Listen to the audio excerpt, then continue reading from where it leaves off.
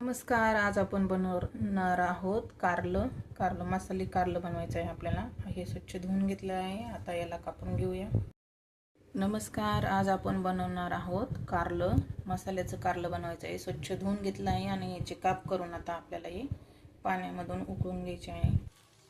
पाणी गरम झालं आहे. गॅसवरती आपण पातेलं ठेवून त्यात कारलं शिजून घेतोय. यामध्ये घालूया आपण 1 चमचा साखर आणि अर्धा लिंबाचा रस. हे आपल्याला आता 5 मिनिटं शिजून घ्यायचं आहे.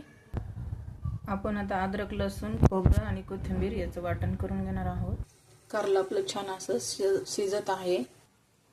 कारल्याला आपण घालणार आहोत कांदा, टोमॅटो, कोथिंबीर, कढीपत्ता, शेंगदाणे, तीळ आणि खोबरं, अद्रक, लसूणचं हे वाटण घेतलं आहे. आता शेंगदाणे तीळचं पण जाडसर वाटण करून घेणार आहे.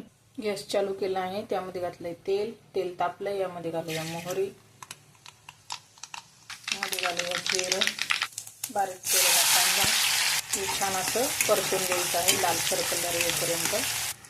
हे अद्रक, खोबरं, लसूण, हळद, हे घालूया टोमॅटो, धना पावडर घालूया, एक कांदा लसूण मसाला, हे घरचा मसाला, हा कढीपत्ता.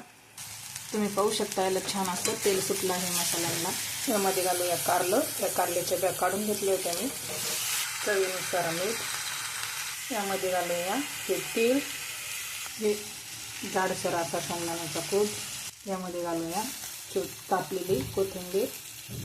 तुम्ही पाहू शकता छान असं आपलं कारलं तयार झालेलं आहे. यामध्ये लिंबू आणि साखर घातल्यामुळे हे अजिबात कडू लागणार नाही. अशा छान छान रेसिपींसाठी लाईक करा, फॉलो करा. थँक्यू.